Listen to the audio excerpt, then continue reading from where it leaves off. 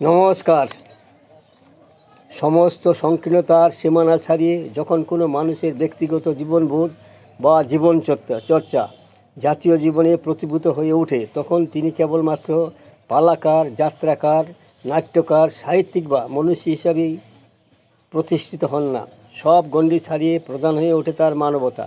সেই মানুষ জাতি, ধর্ম, সম্প্রদায় নির্বিশেষে বিশ্ববাসীর কাছে হয়ে ওঠেন পূজ্য, প্রণম্য একজন পরিপূর্ণ মানুষ হিসেবেই। এমন এক বিরল ব্যক্তি ব্রজেন্দ্র কুমার দেব। আমৃত্যু তিনি পালন করে গেছেন তার দায়বদ্ধতা, চালিয়ে গেছেন আপসীন সংগ্রাম। বাংলার সংস্কৃতি বিশাল বৈচিত্র্যময় যাত্রা জগতের আন্দোলনে ব্রজেন্দ্র কুমার দে একটি সুপরিচিত নাম।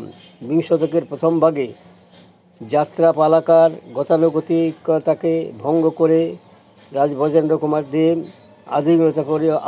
আধুনিকতার প্রবর্তন করেছিলেন। পৌরাণিক, ঐতিহাসিক, কাল্পনিক, সামাজিক, জীবনমুখী, দেশাত্মবোধক গীতিকা, আশ্রিত পালা সব মিলিয়ে ১৫০-র বেশি পালা রচনা করেছেন তিনি। যাত্রাপালায় উৎকর্ষ সাধন করেছেন। ব্রজেন্দ্র কুমার দে যাত্রার পালা বদলের ইতিহাসে এক অবিস্মরণীয় নাম। তিনি কেবলমাত্র পালা সম্রাট ছিলেন না, তিনি ছিলেন বাংলার যাত্রাপালা ও লোকাভিনয়ের ইতিহাসে এক নবযুগের প্রবর্তক। এই যাত্রা বিশারদকে নিয়ে ইউটিউবের সাহিত্যে নবদিগন্ত চ্যানেলে আজকের ভিডিওটি হলো যাত্রা জগতের কিংবদন্তি পুরুষ ব্রজেন্দ্র কুমার দে। গ্রন্থনায় রবীন্দ্র কুমার চক্রবর্তী। 1907 সালে পূর্ববঙ্গের ফরিদপুর জেলার অন্তর্গত গয়গড় গঙ্গানগর গ্রামে জন্মগ্রহণ করেন ব্রজেন্দ্র কুমার দে। পিতা হরিকেশ্বর দে এবং মাতা ক্ষীরুর সুন্দরী।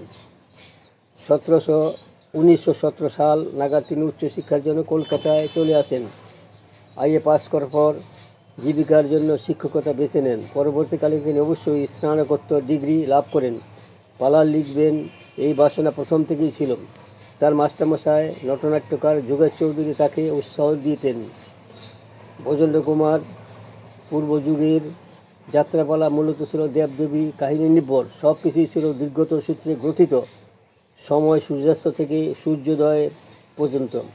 সংলাপ বক্তৃতাধর্মী, বিষয়বস্তু প্রচলিত কাহিনীর লক্ষণ গণ্ডিবদ্ধ, চরিত্র সুতমার্গ পরিমণ্ডলের বাসিন্দা, ভাষা একমুখী, গম্ভীর, কৌলিন্যের পোশাকাচ্ছেদ অনেকখানি মাটির অবুদ্ধতায় দুষ্ট, গানের অধিক প্রয়োগ।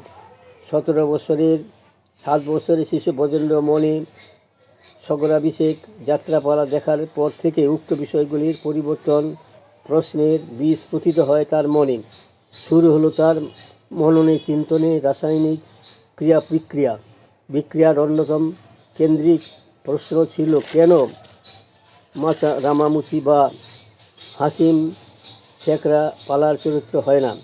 এক্ষণে আর একজনের নাম করতে হয়, তিনি ভোলানাথ কাব্যশাস্ত্রী। ব্রজেন্দ্র কুমার দে পূর্ব এই বিখ্যাত পালাকার যাত্রা পালা সংস্কারের জন্য অগ্রণী হন। তার নবদেন ধারণা রূপরেখা তিনি এক সময় তরুণ ব্রজেন্দ্র কুমারকে বলেন, কিন্তু দুর্ভাগ্য অল্পকালেই কাব্যশাস্ত্রী মহাশয়ের অকাল প্রয়াণ ঘটে। খানিক থমকে গেল বাংলা যাত্রা শিল্পের নবজাগরণের যুগ। ব্রজেন্দ্র কুমার এলেন পূর্বসূরির সহচিন্তাকে ঋদ্ধ করে। স্বয়ংকৃত হলো তার সংস্কারমুখী লেখনী। একজন চেয়েছিলেন পরিবর্তন, অন্যজন ব্রজেন্দ্র কুমার দে তার সঙ্গে উন্নীত করলেন মার্জিত এবং সুসংস্কৃতির বলিষ্ঠ রূপ। সাহস এবং উৎসাহ হিসাবে অনুসৃত হলো স্বদেশী যাত্রার মাধ্যমে গণজাগরণের পথিকৃৎ চারণ সম্রাট মুকুন্দ দাস। শুরু হলো বাংলা যাত্রা জগতের রথযাত্রা। সারথী ব্রজেন্দ্র কুমার। আধুনিক দৃষ্টিভঙ্গি, নতুন বিশ্লেষণ, মাটির চরিত্রায়ন, মাটিমাখা ভাষা, মানুষের কথা, সমাজের শ্রেণীগত বর্ণগত সমস্যা, সাম্প্রদায়িকতা, মৈত্রীভাব, পুরুষার্থ নারীকে মুক্তির আলোদান, সব মিলে এক ভিন্নমাত্রিক মন নিল বাংলার যাত্রাপালায়। নতুন সাথে গড়লেন পালার আধার ও অদেয়কে। তিনি লিখলেন লীলাবসান, চাঁদের মেয়ে, বাঙালি, আর্য, ধর্মাবলী, সোনাই দিঘি, নটি বিনোদিনী ইত্যাদি নানা যুগান্তকারী পালা। পরিবর্তন এবং সংস্কার করে এক ঘেবিতে ভরা বাংলা যাত্রাপালা কতখানি গতিশীল তা পবিত্র সরকারের একটা মন্তব্যে অনুভূত হয়। তিনি বলেছেন, ব্রজেন্দ্র কুমার একজন সত্যি জাতি সম্রাট। 1925 সালে পালা স্বর্ণলঙ্কা এবং 1931 সালে ব্রজনাভ পালায় গণসফলতার পর 1934 সালে ব্রজেন্দ্র কুমার লিখলেন যুগান্তকার পালা লীলাবসান, স্বর্ণলঙ্কা এবং ব্রজনাভ। উচ্চারিত হলো যুদ্ধবিরোধী বক্তব্য এবং সাম্রাজ্যবাদের তীব্র সমালোচনা। এই কিন্তু লীলাবসান এ পৌরাণিক মোটিভ ভিতর সুন্দর ধারার নেই পেল সমকালীন ব্যাখ্যার মাহার ক্ষোভ। ছত্তিশগড়ের চামার, বাংলা নমশূদ্র, মালাবারের ইলভাসরা ছিল উচ্চবর্ণ দ্বারা অত্যাচারিত এবং তীব্র নগ্ন বঞ্চনার শিকার। তিনি এই লোকরঞ্জন বেড়া ডিঙিয়ে পালা হলো অত্যাচারিত শোষিত মানুষের হাতিয়ার। গণচেতনা গণজাগরণের দায়বদ্ধ পুষ্ট হলো বাংলা পাড়ার বৈশিষ্ট্য। নাট্যকার মন্মথ রায় তার সম্পর্কে মূল্যায়ন করতে গিয়ে বলেছেন, জাতিকে উদ্বুদ্ধ করতে গেছেন দেশাত্মবোধ উদ্দীপ্ত করে গেছেন অধপতিত জীবন থেকে উন্নতর জীবনে উত্তরণের মহামন্ত্রী। তাই তিনি ছিলেন আমাদের জাতীয় জীবনে একজন অবসরণীয় মহাগুরু। যাত্রাপালা উচ্চশিক্ষিত এবং স্কুল শিক্ষক হয়েও সুদীর্ঘ 50টি বছর ধরে নিবিষ্ট চিত্তে তিনি যাত্রাপালা লিখে গেছেন। তিনি যাত্রার আধার এবং অধেয় পরিবর্তনের সাথে সাথে যাত্রার সুসংস্কৃত ও মার্জিত রূপ প্রদান করে যাত্রা শিল্পকে শিক্ষিত মহলের কাছে গ্রহণযোগ্য করে তুলেছিলেন।